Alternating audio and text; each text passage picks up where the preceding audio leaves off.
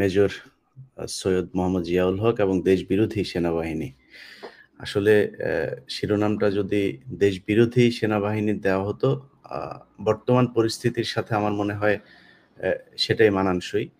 তারপরেও এই সেনাবাহিনীতে অসংখ্য সেনা কর্মকর্তা, সোলজার যারা আছেন তারা প্রচণ্ড দেশপ্রেমিক।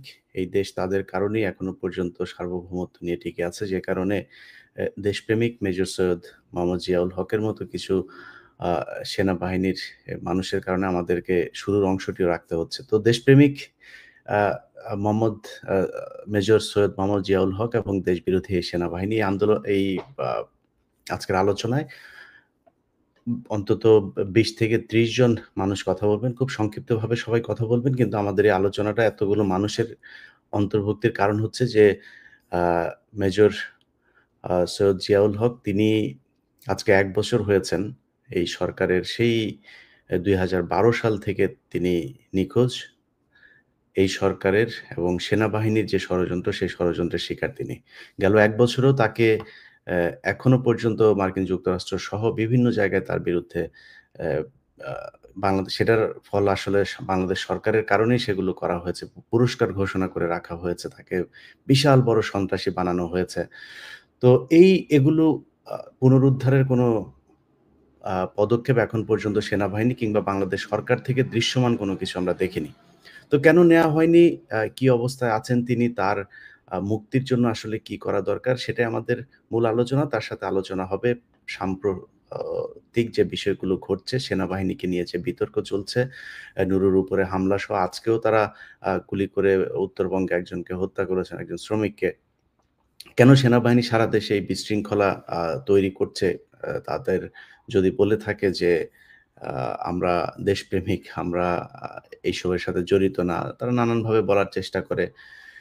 কিন্তু আমরা শুরু থেকে এখন পর্যন্ত যদি দেখি, ৫ তারিখের পর থেকে সেই প্রথম আলোর পাশে গিয়ে দাঁড়ানোর জন্য আন্দোলনকারীদেরকে বেদম পিটানো, একজনকে প্রথম আলো ভবনের নিচে নিয়ে তারপর পেটানো, ৩২ নম্বরে গিয়ে তারা জনগণের বিরুদ্ধে অবস্থান নেয়া থেকে শুরু করে সেনাবাহিনীর যারা পিলখানা হত্যাকাণ্ডের শিকার হয়েছিলেন, সেই হত্যাকাণ্ডের বিচারও তারা এখন পর্যন্ত করেনি, চায়নি, সেখানে তারা ফুল স্টপ করতে চায়। এ ধরনের অনেক কিছু আছে যেই বিষয়গুলোর কারণে আমাদের সন্দেহ হয় যে সেনাবাহিনী কি আসলে আগের মতোই চলছে, নাকি যারা দেশপ্রেমিক আছে তারা সামনে এসে নেতৃত্ব নেবে। সে আলোচনায় আমরা শুরুতেই মেজর সৈয়দ মোহাম্মদ জিয়াউল হক তিনার মায়ের কাছে যাব। খালাম্মা, আপনি কেমন আছেন? আপনার আমার ছেলে মেজর জিয়া অনেক বছর ধরে তো নিখোঁজ। আপনারা তো সবাই জানেন, সবাই বুঝতেছেন কেন কি হইল।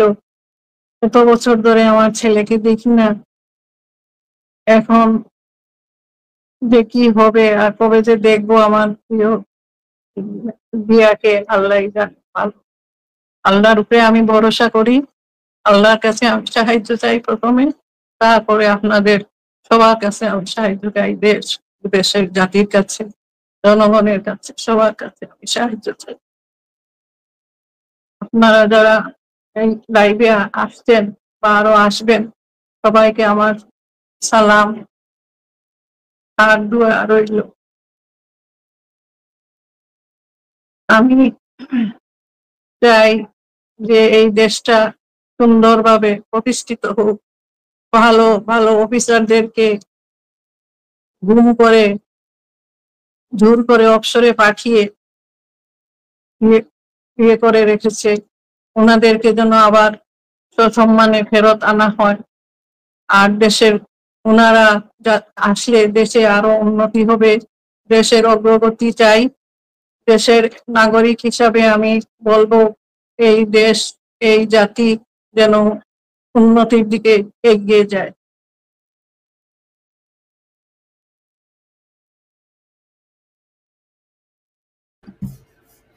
জি, আমরা আমরা যেটা জানতে চাচ্ছি সেটা হচ্ছে যে মেজর জিয়াকে কিভাবে নিয়ে যাওয়া হলো, কবে শেষ তার সাথে আপনার দেখা হয়েছে, মানে ওই সময়টাতে আসলে কি হয়েছিল, এবং এখন আপনারা তার উদ্ধারে কিংবা তার তিনি যদি বেঁচে থাকেন তাহলে আমরা তার স্বাভাবিক জীবনে ফিরে আসার ব্যাপারে সরকারের কোনো পদক্ষেপ চেয়েছেন কিনা, বা আপনাদের পক্ষ থেকে কোনো পদক্ষেপ নেওয়া হয়েছে কিনা? পদক্ষেপ তো নেওয়া হয়েছে, যে রেজিস্টার সার্ভারের মাধ্যমে কেস করা হয়েছে, খোলা হয়েছে, সবার কাছে পাঠানো হয়েছে। এখন সরকার কিভাবে নিচ্ছে সেটা তা তো বুঝতে পারতেছি না।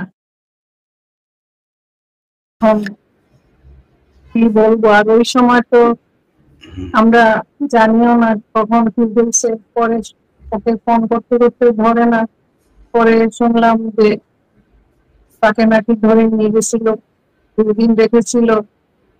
তারপরে অনেক মানে প্রশ্ন করেছে, হিন্দি ভাষায় কথা বলেছে। তারপরে যেন পেনড্রাইভ ফেলে আসছে কোথায় যেন এটা বলছিল। তারপরে খুঁজতে গিয়ে তারপরে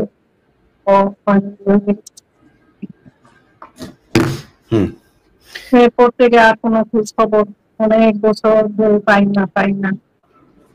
কোথায় আছে না আছে কিছুই জানি না। জি, ঠিক আছে খালাম্মা, আমরা আপনার এই যে আলোচনা, এইটার সূত্র ধরেই আমাদের মূল আলোচনায় এগিয়ে নিয়ে যাব। আপনাকে ধন্যবাদ। উনি যেটা বলছিলেন, ওনার সাউন্ডের কিছু সমস্যা হচ্ছিল, সেখানে যে ওনাকে যেটা তারা জানতে পেরেছিলেন, তাকে যারা ধরে নিয়ে গিয়েছিল, সেখানে তারা হিন্দিতে কথা বলছেন, এবং এই একই ধরনের অভিযোগ কিন্তু আমরা যারা গুমের শিকার হয়েছেন তাদের অনেকের কাছে শুনেছি, যারা দীর্ঘ সময় আটক ছিলেন, জেলে ছিলেন, তাদের অনেকেও বলেছেন যে এই প্রতিটা ঘটনাতেই হিন্দি ভাষায় কথা বলা লোকজন থাকতো। অর্থাৎ এই দেশটা আমরা এতদিন ভারতের কাছে জিম্মি হয়েছিলাম। তো আমরা শুরুতেই ব্রিগেডিয়ার জেনারেল জনাব আজমি, আপনি নিজেও এই একই ধরনের গুমের শিকার, যদিও মেজর জিয়া সরে যেতে পেরেছিলেন, আপনি সরতে পারেননি, আপনাকে তুলে নিয়ে যায়। তো এই যে মেজর জিয়ার এখন পর্যন্ত 1 বছর হয়ে গেল, এই 1 বছরেও যে তিনি ফিরে আসলেন না, সেনাবাহিনী কি এই দায় এড়াতে পারে কিনা?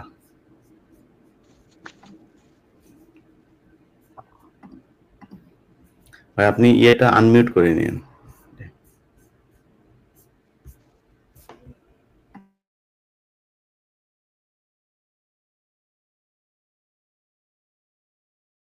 আনমিউট হয় নাই আজমি ভাই। জি, আসসালামু আলাইকুম, শুনতে পাচ্ছেন? জি জি জি, এখন শুনতে পাচ্ছেন আমাকে? জি এবার বলেন। জি, আসসালামু আলাইকুম ইলিয়াস ভাই এবং অন্যান্য যারা আছেন, বিশেষ করে মেজর জিয়ার মা খালাম্মা, আপনাকে আসসালামু আলাইকুম। কারণ হাফিজ সহ যারা আছে সবাইকে সালাম। আমি প্রথমে আপনার শিরোনামটার ব্যাপারে একটু দ্বিমত পোষণ করতে চাই। আমি সেনাবাহিনীকে আপনি দেশ বিরোধী যেভাবে বলেছেন, আমি এটাতে একমত নই। কারণ সেনাবাহিনীর একটা নগণ্য সংখ্যক, হয়তো কারণ হাসিনা আমার সাথে একমত, সার্বিক সেনাবাহিনীর জনবলে 1% হয়তো দেশ বিরোধী কর্মকাণ্ডে সরাসরি লিপ্ত নয়। তো জন্য সেনাবাহিনীকে সার্বিকভাবে না বলে দেশ বিরোধী অংশ বলতে পারেন আপনি, সেটা হয়তো গ্রহণযোগ্য। সার্বিক সেনাবাহিনীকে এভাবে ঢালাভাবে বলাটা আমি সঠিক মনে করি না। মেজর জিয়া, একে নিয়ে তো কথা বলা শেষ করা যাবে না। আমি একটা ফেসবুক স্ট্যাটাস দিয়েছিলাম যে 1971 সালে দেশ এক জিয়া পেয়েছিল, এই প্রজন্ম আর জিয়াকে পেয়েছে, কিন্তু জাতি তাকে মূল্যায়ন করতে পারেনি। জিয়া আমার অত্যন্ত স্নেহের, যদিও আমি কোনোদিন এক ক্যান্টনমেন্টে চাকরি করিনি, তাকে জীবনে 1বার কি 2বার দেখেছি আমার মনে পড়ে, কিন্তু আমি তার সম্পর্কে অনেকের কাছে শুনেছি। ফুল যেমন গন্ধ ছড়ায়, ঠিক মেজর জিয়াও সেরকম ভাবে সুগন্ধ ছড়িয়েছে। যারা তার সাথে যারা মিশেছে, তার আশেপাশে যারা থেকেছে, সবাই বলেছে সে 41তম লং কোর্সের সোর্ড অফ অনার পাওয়া, সে 2টা গোল্ড মেডেল পাওয়া, সে অন্যান্য আরো পদক পেয়েছে একাডেমি থেকে, এবং যতগুলো কোর্স করেছে আমার জানা মতে সে সবগুলোতেই সে প্রথম হয়েছে। সে দেশে বিদেশে তার মেধার কৃতিত্ব এবং কৃতিত্বের স্বাক্ষর রেখেছে। এমন একটা অফিসারকে দেশ বিরোধী ট্যাগ দিয়ে তাকে যেভাবে সেনাবাহিনী থেকে বের করা হয়েছে, তার বিরুদ্ধে মামলা দিয়ে তাকে হেনস্থা করা হয়েছে, এবং এখনো পর্যন্ত সে এটা স্বীকার, এটা অত্যন্ত দুঃখজনক। বিগত সরকার আপনারা জানেন, যারাই ভারতের বিরুদ্ধে কথা বলেছে বা ন্যায় সত্যের পথে কথা বলেছে, তাদেরকেই তারা গলা চেপে ধরতে চেষ্টা করেছে। আপনাদের সামনে উদাহরণ, আমি একজন আছি, আমি কোনো রকমের রাজনৈতিক সাথে জড়িত ছিলাম না, অথচ তারা আমাকে 1996 থেকে 2001 প্রমোশন দেয়নি, এবং এইবার তারা আমাকে বের করে দিয়েছে এবং আমাকে 8 বছর গুম করে রেখেছে। কর্নেল হাসিন একমাত্র ব্যক্তি আমার জানা মতে যাকে ইউনিফর্ম পরিহিত অবস্থায় সেনাবাহিনীর অপহরণ করেছে। এর মতো ন্যাক্কারজনক আর কোনো কাজ হতে পারে না, পৃথিবীর ইতিহাসে এই ধরনের কোনো নজির আছে বলে আমার জানা নেই। তো মেজর জিয়াকেও তারা এইভাবে, যখন মেজর জিয়া কোনো খবর পাওয়া যাচ্ছিল না, আমি অত্যন্ত দুশ্চিন্তায় ছিলাম, কারণ ভালো অফিসার, দেশপ্রেমিক অফিসার আমি জেনেছি, সেই হিসাবে আমি তার জন্য সবসময় দোয়া করছি, আল্লাহ তুমি যেখানে রাখো তাকে ভালো রাখার দোয়া, তাকে জীবিত রাখো। এবং যখন জানতে পেরেছি সে জীবিত, তখন আমি অনেক দোয়া করেছি তার জন্য, আরো আল্লাহর কাছে শুকরিয়া আদায় করেছি। এমন একজন অফিসারকে মিথ্যা মামলা দিয়ে আজকে এতগুলো বছর হয়রানি করা হচ্ছে, পরিবারকে এরকম ভাবে একটা কষ্টের মধ্যে ফেলে রেখেছে, এই ঘটনার নিন্দা জানানো আমার কোনো ভাষা নেই। আমি মনে করি তার বিরুদ্ধে যত রকমের অপবাদ, এগুলো সমস্ত প্রত্যাহার করে তাকে আদালত থেকে সম্পূর্ণভাবে তাকে মুক্ত করে তাকে আবার পদোন্নতি সহ সেনাবাহিনীতে পুনর্বহাল করা এখন সময়ের দাবি।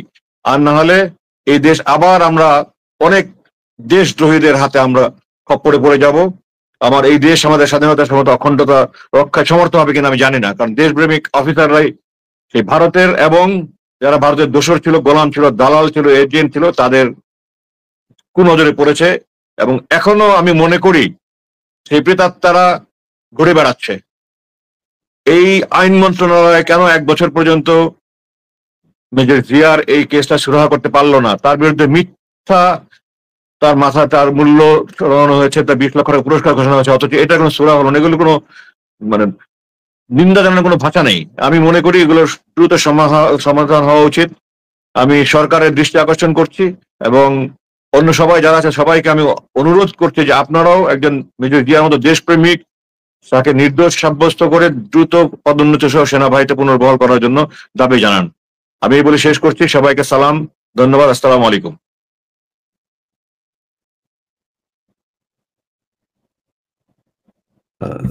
আমরা এরপরে হাসিনুর স্যার আপনার কাছে যাই।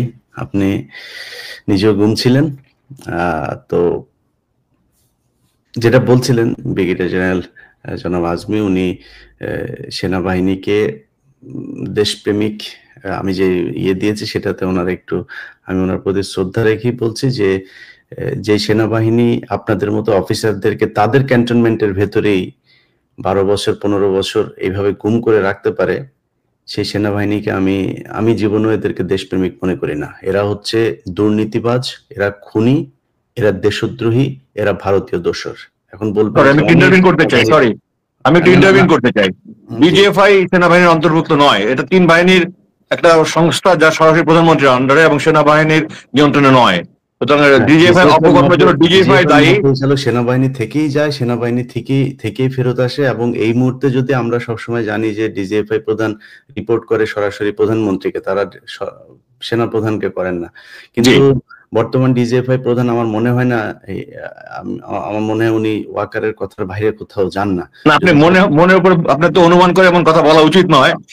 ডিজিএফআই প্রধানরাই এই সরকার প্রধানের অধীনে থাকে না। নুরুকে আপনি 1996 দেখেন, 1996 সালে সেনাপ্রধান, তৎকালীন সেনাপ্রধান জেনারেল নাসিম অভ্যর্থনার চেষ্টা করেছিলেন, ডিজিএফআই রিপোর্ট করে ওনার বিরুদ্ধে, এবং তারপরে ওনাকে বরখাস্ত করা হয়, পরবর্তীতে ওনাকে অবসর দেওয়া হয়।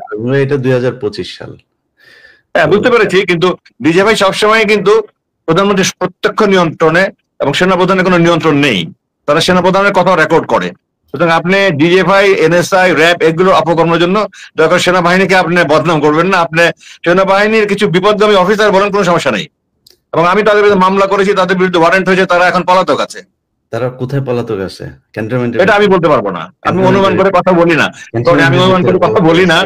হাতিনও মামলা করেছে, ও আমার আগে মামলা করেছে। 650 খুনিকে বের করে দিয়েছেন, এখনো খুনিদেরকে ক্যান্টনমেন্টের ভেতরে রেখেছেন। আফ্রিদিকে নিয়ে পোস্ট 10 মিনিট আগে পোস্ট করার পরে 10 মিনিট পরে তারা অনুমোদন দেন, ঠিক আছে ওকে এখন গ্রেফতার দেখানো হোক। এই হচ্ছে অবস্থা। গতকালকে একজন মাদক সম্রাজ্ঞী, তাকে স্বপ্না আক্তার, তাকে সেনাবাহিনী নানানভাবে বাঁচানোর চেষ্টা করেছে। জিয়াকে এখন পর্যন্ত আমরা ফিরে পাই নাই।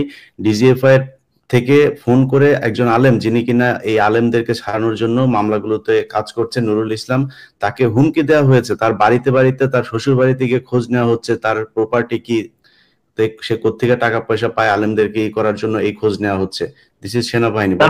আমি বুঝতে পেরেছি যা করছে ডিজিএফআই, যদি করে থাকে কিছু সবই অপকর্ম, কিন্তু এগুলো সেনাপ্রধানের নির্দেশে করছে, এটা আপনার অনুমান করে বলা উচিত নয়। তাহলে তাহলে যেই সব খুনিরা পিলখানা থেকে শুরু করে এই মেজর জিয়াকে নিয়ে আমরা আজকে আলোচনা করছি, এই পরিস্থিতির কারণ একটাই, সেটা হচ্ছে পিলখানা হত্যাকাণ্ড। সেই ঘটনার কারণেই মেজর জিয়ার পিছনে মেজর শোভায়াল দেখ, এখানে আমরা সমস্ত আসলেন। বিতর্কে না যাই, তবে আমি মনে করি যে এখন যেহেতু আপনি ফোরামটা বেসিক্যালি দেশপ্রেমিক জি জিয়ার জন্য, ওটাতে জি আমরা ফোকাস করি। তবে জি আমি জি। আবার অনুরোধ করবো, আপনি ঢালাওভাবে সেনাবাহিনীকে, আমি জানি না কারণ হাসিন হয়তো আমি আমার সাথে কিন্তু আমি কিন্তু একমত হবে, আসলে কারণ আমি মুস্তাফিজ কিন্তু একমত হবে, যে আমি কিন্তু ঢালাওভাবে অনুষ্ঠানের সেনাবাহিনীকে শুরুতেই গালি দিলেন বলেছি। আমার গায়ে লাগে, জি হাসিনের গায়ে লাগে, জি। আমাদের মতো যারা আমি আছে চাই আমাদের লাগুক, গায়ে লাগে, আমি চাই আপনাদের গায়ে ইউনিফর্মের লাগুক, গায়ে খুব লাগে। খারাপ লাগুক, আমি চাই সেনাবাহিনীর খুব খারাপ লাগুক আমাদের কথায়, তারপরেও তারা ফিরে আসুক এই দেশের যেই জি হ্যাঁ, ঠিক আছে, সার্বভৌমত্বের আপনি জন্য ওটা দোয়া তাদের করেন, সেবা কিন্তু করা আমাদের অনুমান করে একজন দুইজন বা 5-10 জনের জন্য, যেটা শতকরা 1 ভাগও নেতৃত্বে হবে না থাকা পূর্ণ সবাই, সেনাবাহিনীর, যারা সেনাবাহিনীর এটার জন্য নেতৃত্বে আপনি, আছে আমার তারা মনে হয় সবাই। এবার বলা ঠিক হবে না। জি জি, জি ঠিক সরি, আছে। আমি অনেক আমরা সময় বেশি নিয়ে নিয়েছি, ধন্যবাদ। আমি আমি অনুষ্ঠানের শুরুতেও যেটা বলেছি, আমাদের বেশিরভাগ সেনাবাহিনী দেশপ্রেমিক, কিন্তু যদি আমি এটারে আরেকটু সুন্দর করে বলি, যে এই মুহূর্তে সেনাবাহিনীর নেতৃত্বে যারা আছে এরা সবাই হচ্ছে দেশ বিরোধী খুনি। এভাবে বললে সমস্যা নাই তো? না, আমি এটাও আপনার সাথে পুরোপুরি একমত। তা আপনি দেখেন, এই ঠিক যে আছে, জনতার তাহলে এটা মঞ্চ নিয়ে আমরা করেছে আমরা আরেকদিন 1996-এ, আলোচনায় যাবো। আপনার যে গত 3 ইলেকশন করেছে যারা ডিসিএসপি, তাদের বিরুদ্ধে তো আপনারা কেউ লাগছেন না, আপনার সেনাবাহিনীর বিরুদ্ধে কেন লাগেন বলেন? কারণ এত ডিসিএসপি যত করেছে, এই গত কয়েক মাসে ডিসিএসপি দের অনেকের বদলি হয়েছে, চাকরিচ্যুতি হয়েছে, পলাতক হয়েছে, কিন্তু সেনাবাহিনী ক্যান্টনমেন্টের এক জিয়ার উপর দিয়ে সবকিছু দায় সেরে দিয়েছে। ক্যান্টনমেন্ট না না, এক আমরা তো দিনের উপরে দুজনেই না। জানি, এই আলোচনায় গেলে আবার অনেক অনেক কিছু বলতে হ্যাঁ, হবে, ডিজিএফ এর আমি চাচ্ছি না। আমার সময় 5 ডিগ্রি, তারা তো সবাই তো অবসরে পাঠানো ডেকে হয়েছে নিয়ে তাদেরকে। গিয়ে আন্তর্জাতিক অপরাধ ট্রাইব্যুনালের প্রসিকিউটরের ক্যান্টনমেন্টের ভিতরে ডাকায় নিয়ে এরে এরে এরে এরে আটক করা যাবে না, এটা আমরা দেখছি। এটা আইন না। সেনাবাহিনী পৃথিবীতে ফেরেশতা হয়ে আসে না, মানুষ হয়ে এসেছে, তাদের না না, মধ্যে পাপ থাকবে, এই ফেরেশতার কথা হচ্ছে না, কোনো ফেরেশতার বিচার কথা হয়নি, হচ্ছে কোনো না এখানে। বিচারই হয়নি না, সেনাবাহিনীর বিচার হয় নাই স্যার কোনটাই, আচ্ছা, এখন কোনটাই পর্যন্ত হয়নি। যারা অপরাধ করেছে তারা সেনাবাহিনীর পুরো দিক থেকে সেনাবাহিনী বিচার হয়েছে। শতকরা 1 ভাগও না। তারা শতকরা 1 ভাগ যদি অপরাধ করে, আপনার এর জন্য 99 ভাগ সেনাবাহিনীকে সেনাবাহিনী ধারাবাহিক পুরো সেনাবাহিনী দেশ বলতে দিয়ে পারেন দিয়েছে না। ইন্ডিয়াকে, আর কি দিবে? জি, আর কি দিতে চান? পুরো দেশ ইন্ডিয়াকে দিয়ে দিয়েছে এই সেনাবাহিনী। এটা পুলিশের আমি আপনার সাথে তর্ক করে আমি ডিবেট করতে চাই না, এটা নিয়ে আপনার সাথে আমি অনেক জি স্যার, স্যার আপনার জি স্যার, কাউন্টার লজিক দিতে পারি। আমাদের আলোচনাটা স্যার অন্যদিকে চলে যাবে। আমরা জি জি হ্যাঁ, এই জন্য আমি যাচ্ছি না, কর্নেল কিন্তু আপনার এই হাসিনুর কথার রহমান, সাথে আমি আপনার একমত কাছে নই। সেনাবাহিনী যে কি করে দিয়েছে এটা একমত নই। কর্নেল হাসিনুর। জি বিসমিল্লাহির রহিম। উপস্থিত সবাই আসসালামু আলাইকুম। আজকে এমন একটা বিষয় নিয়ে আসলাম, আমি কি বলবো এটা নিয়ে। আমি আসলে ইলিয়াস ভাই, আমি গিয়েছিলাম জিয়ার ওয়াইফকে, ভাবিকে নিয়ে আসলাম মামলা করার জন্য। যে মামলা করেন ভাবি, জিয়া অবশ্যই মারা গেছে, ভাবি প্রস্তুত। হঠাৎ করে ভাবি খ্রিস্টান দিলেন, আমার সন্দেহ হলো আবার ডিজে ভাই সমস্যা করলো কিনা। আল্লাহ কাছে অশেষ রহমত, জিয়া বেঁচে আছে। আমি বিশ্বাস করিনি প্রথমে, অনেকদিন বিশ্বাস করিনি, তারপরে কথা বললাম, নিশ্চিত হলাম বেঁচে আছে। আমার খুব কষ্ট লাগে, আমাদের দেশটা জঙ্গি বানানো হয়েছে, কেউ প্রতিবাদ করে নাই। এই জন্য দায়ী সম্পূর্ণ ডিজিএফআই এবং এনএসআই। এরা পরিকল্পিতভাবে দেশটাকে জঙ্গি বানাইছে এবং আমাদের কিছু ধর্মীয় নেতা দলকে নিষিদ্ধ ঘোষণা করা হয়েছে। এদের উচিত এখন আপিল করা, কি নিষিদ্ধ কাজ তারা করলো, আপিলও এবং এই যে জিয়ার থেকে আমি অনেক কিছু জানার চেষ্টা করছি। আমি আর ব্রিগেডিয়ার হাসান নাসির দুজন গিয়েছিলাম আইন উপদেষ্টার কাছে, বিষয়টা বুঝাই বললাম, উনি ফাইনালি রাজি হয়েছেন। আমি বললাম যে একটা আমরা কমিশন করি, যতগুলি জঙ্গি নাটক হয়েছে কমিশন করি, জিয়ার সাথে যত অপরাধ হয়েছে সবগুলো একটা কমিশন করে আমরা রিভিউ করি ঘটনাগুলি কি, কিসের ভিত্তিতে এই মামলাগুলি রায় হয়েছে জানা দরকার, দেশের জানা দরকার, জনগণের জানা দরকার, আমরা কি আসলে জঙ্গি। এবং আমার অসহায় হইয়া আসিফ নজরুল ভাই বললেন যে আমি তো পারতেছি না, মানে কিছু করতে পারতেছি না। আমি জিয়া আবেদন করছিল 401 ধারায়, ওইটা গ্রহণযোগ্য না, ওইটা হবে না জিয়ার জন্য, কারণ জঙ্গি মামলা ওয়েস্টের আপত্তি আছে, এমনি হবে না, আইনের মাধ্যমে নিষ্পত্তি হবে। অর্থাৎ জিয়াকে আসতে হবে, আপনার জেলে যাবে, তারপরে মামলা রিভিউ হবে, এর আগে হবে না। তারপরে ওনাকে আমি যখন অনুরোধ করলাম যেটা কিছু করেন, উনি রাজি হয়েছেন, একটা কমিশন করবেন, আমাদেরকে নাম দিতে বলা হয়েছে। আমরা চেষ্টা করতেছি ভালো বিজ্ঞ লোক, যাদের মধ্যে আবার মনে করেন যদি অন্যরকম সিলালা লোক যায় তো সমস্যা, জ্ঞানী লোক ভালো বুঝে আইন কানুন, তাদেরকে নিতে হবে। আমার কথা হলো, আমি কেন আমার বাচ্চা কাচ্চা সহ এই জঙ্গি দেশ হিসেবে থাকবো? আমি তো জঙ্গি না, আমার বাচ্চা তো জঙ্গি না, এই জঙ্গি ট্যাগ থাকবে কেন? আমাদের রিভিউ করে দেখি আসলে আমরা কতটুকু জঙ্গি। পাকিস্তান আমলে কি আমাদের ধর্মীয় নেতারা যাত্রা দেখলে পটকা ফুটাইতো না? ফুটাইতো। আমি রাষ্ট্র যখন বলে নিজে স্বীকার করে হ্যাঁ আমি জঙ্গি আছে, তাইলে তো বিপদ। এখন একটা ইস্যু, বড় ইস্যু দাঁড়ায় জেএমবি, জেএমবির ইস্যুটা কার প্রেসক্রিপশনে হয়েছে? আজিমুল ভাই আপনার ইয়েটা হেডফোনের স্পিকারটা আপনি ইয়ে করেন, স্পিকার সরি, যে ইনপুটটা আপনি মুখের সামনে আনেন একটু, আপনার হেডফোনের ঠিক এটা আছে। কোথায়? হ্যাঁ হ্যাঁ হ্যাঁ হ্যাঁ, জি জি জি। আমার কথা হলো ভাই, আমার দেশ তো জঙ্গি না, আমরা শান্তিপ্রিয় দেশ, 12 মাসে 13 পূজা করি, আনন্দ ফুর্তিতে থাকি, আমরা চরম ভীতু জাতি। সাহসিকতা জাতি বললে এই একটা, আগস্ট বিপ্লব, আর কোনো সাহস নাই, সব পিছনে। আমরা ছাত্ররা ঘুরে দাঁড়াইছি, আমাদেরকে শিখেছে এইটা সাহসের অবস্থান। এখন কথা হলো ভাই, আইনের মাধ্যমে এটা হবে না, এটা একটা কমিশনের মাধ্যমে হইতে হবে।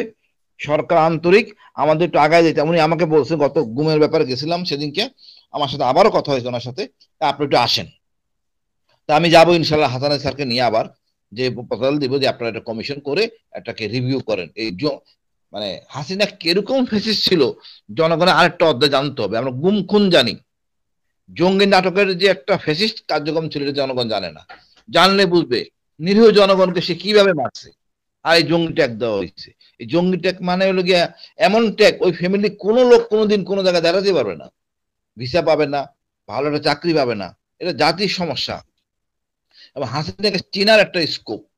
আমি মনে করি ভাই, আপনি সেনাবাহিনীকে বলছেন, আসলে না, সেনাবাহিনীর 0.1% হতো লোক, সব মিলে হয়তো 200 অফিসার 300 অফিসার। সৈনিকরা তো এখনো আছে, মনে করেন আমাদের লেফটেন্যান্ট কর্নেল বিলো, ওই মেজর সাদেককে ধরে নিলে হবে না, যারা সুবিধাভোগী আওয়ামী লীগের লোক, এদেরকে সবাইকে বের করে দেওয়া উচিত। এখন যেন ওয়াকার এটা করতেছে না বলে বিতর্কের মধ্যে পড়তেছে। এখন দেখেন গুমের একটা অধ্যাদেশ বাইরে হয়েছে, বিশাল অধ্যাদেশ, আরো নরম হইতে পারতো, সহজ হইতে পারতো। এই মোড়ামুড়ি করার জন্য সেনাবাহিনী বিচার করতে কঠিন হয়ে দাঁড়াইছে। আমি ব্যক্তিগতভাবে মনে করি জিয়ার জিনিসটা আসলে এটা মানে আমাদেরই অফিসার করছে, আমি অন্য কারো দোষ দিব না, আদমি স্যার রাগ করতে পারেন। স্যার মামুন খালেদ এই কাজটা করছে, লেফটেন্যান্ট মামুন খালেদ, সে ব্যক্তিগত ডিজি থাকার সময় এই কাজগুলি সে করছেন। আমাদের গোয়েন্দারাই তো আমাদেরকে ক্ষতি করছে। তো হয়তো একটু কঠোর হয়ে যাচ্ছে পুরা সেনাবাহিনী না, ওই 0.1% সেনাবাহিনীর লোক, এই লোকগুলি হাসিনাকে মানে উপরে উঠেতে দেয়া দেশটাকে জঙ্গি না কি হচ্ছে কোনো কেয়ার করে নাই। এই যে মনে করেন সেনাবাহিনী থেকে খালেদাকে বের করে দিয়েছে, এটা কি সিভিল পুলিশ করছে? স্যার পুলিশ তো করে নাই, সেনাবাহিনী করছে, মামুন খালেদ করছে। আমাদের ভুল হয়ে গেছে, আমার ভুল হয়ে গেছে আমি মনে করি, একটা সেনাবাহিনীর ভিতরে মানে রেসিডেন্ট হিসেবে মামুন খালেদ ছিল, অনেক অনেক লোক ছিল, এর একটা মব করা, তাহলে সেনাবাহিনী সোজাই দিত।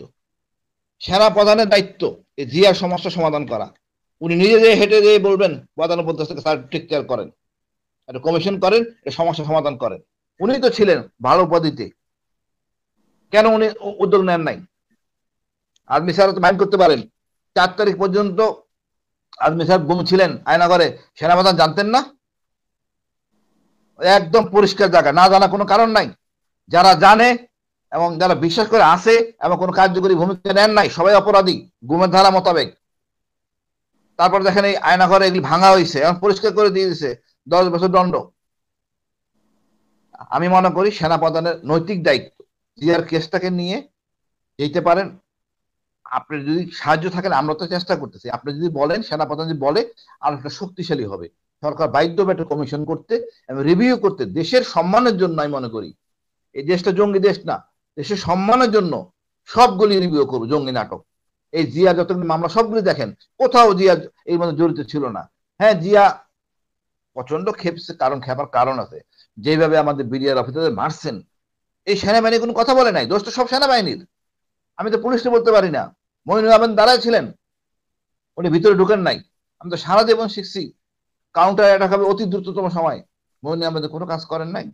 এই মামুন খালেদ গেটে দাঁড়ানো ছিল, কোনো কাজ করেন নাই। একমাত্র কালপিট তারে মামুন খালেদকে উনি পিএমজি করে উনি আটকে রাখুক না, তাও তো করেন নাই। পিএমজি করেছে হাসান নাসির রে। তা আমরা কেন আমরা তো সুযোগ করে দিচ্ছি, সেনাবাহিনী সুযোগ করে দিচ্ছে আমাদের ইলিয়াস ভাইকে বলার জন্য যে সেনাবাহিনী খারাপ। আসলে আমাদের উচিত সত্যকে সত্য বলা, যারা অন্যায় করছে চিহ্নিত করে আমরা আইনের আওতায় নিয়ে আসা।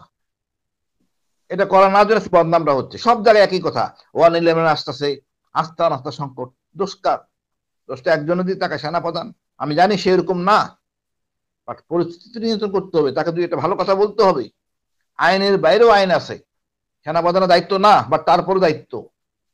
সে তো জানে জিয়া কতটুকু খারাপ কতটা ভালো মন্দ, সেই চেষ্টা করা উচিত। আর এই মামুন খালেদকে আটকান, অ্যারেস্ট করেন। অবশ্যই আবার অ্যারেস্ট করলে হবে না, আইসিটির দিকে হবে না, ওই সিভিল কোর্টের মতো করতে হবে আর কি। কিছু লাগাইতে হবে না, সামনে চেহারা দেখলে বলে দিবি সব। তারা সে সকল অপকর্ম হতে হলে মামুন খালেদ, এই লোকটার জন্য দেশের সমস্যা। মোল্লা আকবর জেনারেল, মামুন খালেদ আর এমনা আকবর আর বাকি যারা ছিল, যারা চলে গেছে ভেঙে গেছে, দোষ তো দিবে না স্যার। আপনি আপনি বলার পরে 5 জন ডিজে ভাই পলাই গেছে, কেমনে? এটা কোনো তো মাপ হইতে পারে না। আপনাকে যে কারণে গুম করছে এর প্রতিদান এটা যে চাকরিচ্যুত বা অবসর কখনো হইতে পারে না। যেইভাবে লেফটেন্যান্ট মুজিব চলে গেল, দায় কার? দায় সেনাবাহিনীর, সিকিউরিটি ইউনিটের। এই যে মনে করেন মেজর সাদেক এই অপকর্ম করলো, সেনাবাহিনী দায় না স্যার? সেনাপ্রধান দোষ আসবে না? তার সিকিউরিটি ইউনিটের প্রধান আসবে না? ব্রিগেডিয়ার শামস কোনো অ্যাকশন নেন নাই উনি। একটা লেফটেন্যান্ট মেয়ে, একই সেনাপ্রধান দায় এড়াবে কেমনে? একজন ব্রিগেডিয়ার জেনারেল স্টেশন কমান্ডার দায় এড়াবে কিভাবে? উনি তো ওদের কোনো অ্যাকশন নেন নাই। উনি অ্যাকশন নিতেন তাহলে আমরা মনে করতাম সেনাবাহিনী কাজ করতেছে। সেনাপ্রধান তো কোনো অ্যাকশন নিচ্ছেন না, তার জন্য আজকে বদনাম। আপনি যেন আর্মি স্যার গায়ে লাগতেছে, আমার গায়ে লাগতেছে। এক সেনাপ্রধান কাজ করতে পারে না বলে আমরা কেন দায় নিব? এক ব্রিগেডিয়ার শামসের জন্য কেন সেনাবাহিনী দায় নিবে? আমাদের একটা কমিটি করা হয়েছে ক্ষতিগ্রস্তের জন্য, সেনাপ্রধান এগ্রি করে না, সেনাপ্রধান অন্য অফিসারকে বলছে না দেওয়ার জন্য কমিটির। এটা তো মানা যায় না। আমি যতই রাখতে হোক আর্মি স্যারের প্রতি, আর্মি স্যার কিছু বললে আমি মানবো না, এটা হইতে পারে না।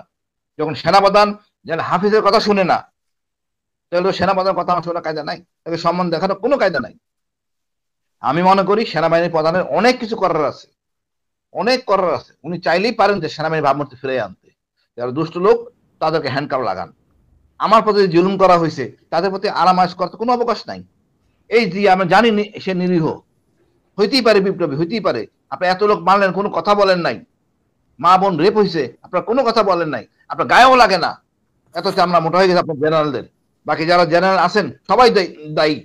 কতটা অনৈতিক হলে আপনার আয়নাঘরের স্বার্থ দেখতেন ভাঙছে, কেন ভাঙছে? আরমান ভাইয়েরটা ওই লাগাই দিছে। এই চেতনা নিয়ে আর্মিতে থাকলে তো আমাদের ডিএনএ, এই খারাপ ডিএনএ আর্মি ক্ষতিকর। একদম শুদ্ধ অভিযান করতে কঠোর পাবে, যদি না পারেন দায়িত্ব তো সেনাবাহিনী গাড়ি চাপবে না। এখন এত কিছু হইতেছে, আমি মনে করি সেনাপ্রধান কঠোর হবেন। ওনার সরলতার সুযোগ নিয়ে এই দুষ্ট অফিসারগুলি সেনাবাহিনী ভাবমূর্তি নষ্ট করতেছেন। মানে ইলিয়াস ভাইয়ের মতো ওনারা সেনাবাহিনী দোষ দিবেনি। আমি মনে করি এখন উচিত এই আমাদের এই ইয়েকে নিয়ে আসা, জিয়াকে ফেরত নিয়ে আসা, এবং পরিষ্কার হোক কি হয়েছে আসলে, যে জানুক আসলে কি। ওই বসিরা হুজুরের নাম বলা হয় জসিমউদ্দিন ভাই, উনি কি আসলে জঙ্গি? উনি বলতে রোহিঙ্গাদের সাহায্য করার জন্য চলেন আমরা জিহাদ করি। বলতেই পারে ইসলামের অংশ, মুসলমানের পাশে মুসলমান থাকবে, থাকলে গেলে জঙ্গি হয়ে গেল? আমি বললাম না, চোখের সামনে দেখতেছি ভারতীয়রা আমাদের মুসলমান মারতেছে, আমরা তাদের জঙ্গি বলি না। আমাদের এই মায়ানমারের মগ সম্প্রদায়ের লোকরা আমাদের মুসলমানদের কিভাবে অত্যাচার করছে, তাদেরকে আমরা জঙ্গি বলি না। ইহুদিরা মুসলমান মারতেছে, আমরা তাদের জঙ্গি বলি না। আর আমরা একটা দুই একটা কথা বললাম, আমরা জঙ্গি হয়ে গেলাম। এটা রিভিউ করা উচিত, পরিষ্কারভাবে দেখা উচিত আমরা জঙ্গি, মুসলমান জঙ্গি না, আমার ধর্ম জঙ্গি বলে না। আর এই যে শোট বাই একটা কোর্সে শোট মানে অনেক কিছু, জঙ্গি হইতে পারে না, এটা প্রমাণ করে বেরিয়ে যাবে। এবং এই চক্র চাচ্ছে না জিয়া সামনে আসুক, জিয়া জঙ্গি থাকুক। সব দোষ জিয়ার গাড়ি চাপাই দিলে জিনিসটা হালাল হয়ে যাবে। এইটা মিথ্যাচার বলি। আমি মনে করি এটাকে সরকারের উচিত নির্দায়িত্বে আসা, নির্দায়িত্বে দায়িত্ব নিয়ে কারো উচিত। সব প্রধান দায়িত্ব একজনের থাকে যদি, সেটা সেনাপ্রধান, উনিই পারেন এটা করতে, সমস্যাটা সমাধান। আর ওই আমাদের এখন মামুন খালেদ এখন বাংলাদেশে আছে, তাহলে ধরে আইনের হাতে নিয়ে আসুক, সব সমস্যা সমাধান হবে আমি মনে করি। ধন্যবাদ ভাই, আসসালামু আলাইকুম। জি জি, ধন্যবাদ। আমরা যেহেতু জঙ্গি নিয়ে কথা হলো, এই জঙ্গি নাটক সাজিয়েই আসলে মেজর জিয়াকে এই পরিণতি ভোগ করানো হয়েছে। এই বিষয়টা নিয়ে আমরা মানে বর্তমান অবস্থাটা কি সেটা জানার জন্য ছোট করে 1-2 মিনিট একটু কথা বলবো জনাব আব্দুল্লাহ ইবনে নুরুল ইসলাম ভাইয়ের সাথে। নুরুল ভাই, আপনি এই যে আলেমদের মুক্তির ব্যাপারে অনেক কাজ করেছেন, এখনো সব শেষ ফারাবির তো আপনার যে তৎপরতা ছিল সেটা লক্ষণীয়। আমরা সেটা একটু শুনবো যে আপনি এই কাজ করতে গিয়ে কোনো বাধার সম্মুখীন হচ্ছেন কিনা।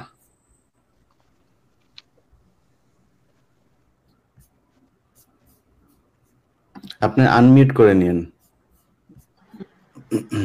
আসসালামু আলাইকুম রাহমাতুল্লাহ। আমি এই বন্দি মুক্তির জন্য বরাবরই খুব বাধার সম্মুখীন হচ্ছি এবং সবচেয়ে বেশি বাধার সম্মুখীন হচ্ছি ডিজে ভাই থেকে সরাসরি আমি বাধার সম্মুখীন হয়েছি। ওনারা আমাকে ডেকেছিল, ডেকে নিয়ে আমাকে জিজ্ঞাসা করা হয়েছিল যে আমি যে এদের জন্য কাজ করি ওরা কারা। তাই আমি বললাম যে এরা তো আমি যাচাই বাছাই করে যারা আইন আমাদের জানা মতে একদম নিরপরাধ অন্যায়ভাবে গুম করে তাদেরকে মিথ্যা মামলা দেওয়া হয়েছে, আমি তাদের পক্ষে কাজ করি। এবং আগে ছিল না, 5ই আগস্ট এই সুযোগ ছিল না, এখন সুযোগ হয়েছে যে তাদের এই মামলাগুলি যাচাই বাছাই করার, পুনরায় জাজমেন্ট করে দেখার।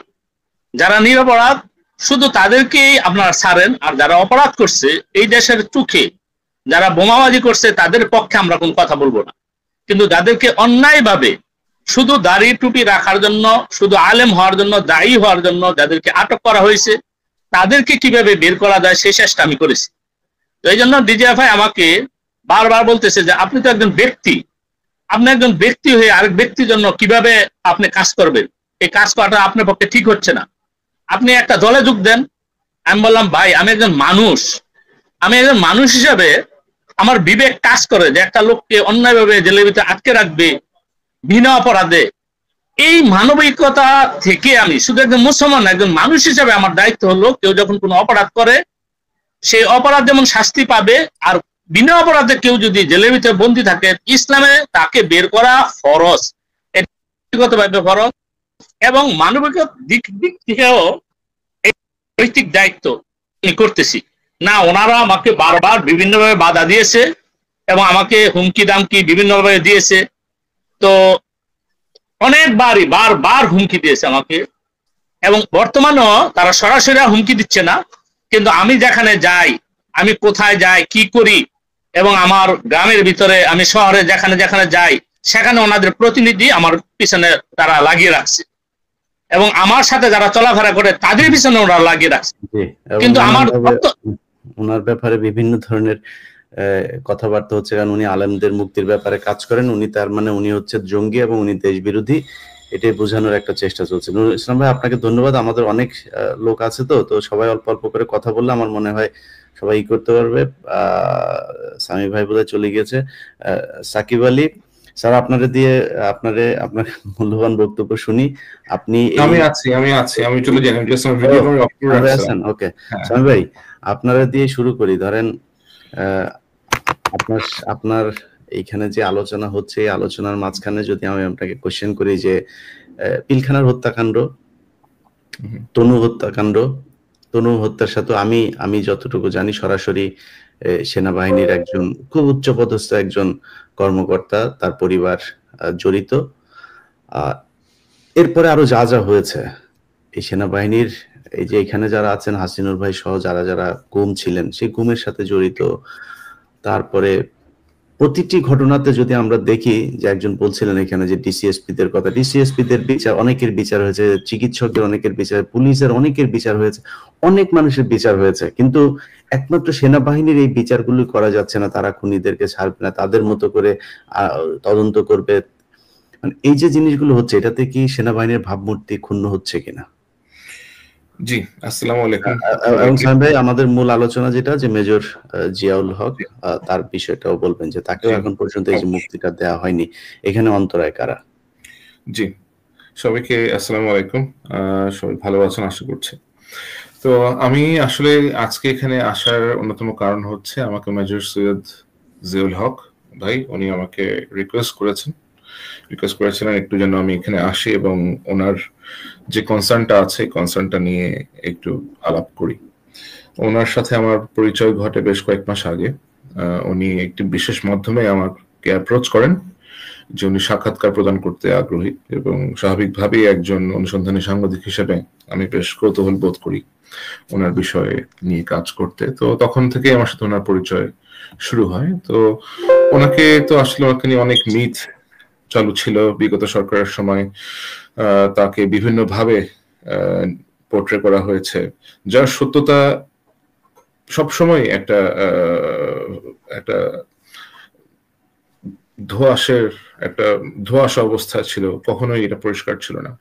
কিন্তু সময়ের সাথে সাথে আমরা জানতে পারি যে তাকে অনেক কিছুতেই এমন ভাবে পোর্ট্রে করা হয়েছে যেন তিনি সবকিছুর নাচের গুরু ছিলেন।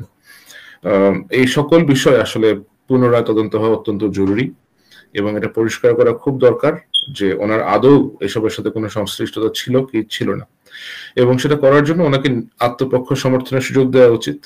উনি যেন অ্যাটলিস্ট সামনে এসে লিগালি ওনার নিজের অবস্থানটা ব্যক্ত করতে পারেন একজন স্বাধীন দেশের নাগরিক হিসেবে, এবং বাংলাদেশ সেনাবাহিনীর একজন কর্মকর্তা যাকে বেশ তার যেভাবে তাকে বরখাস্ত করা হয়েছে বিষয়গুলো বেশ কোশ্চেনেবল।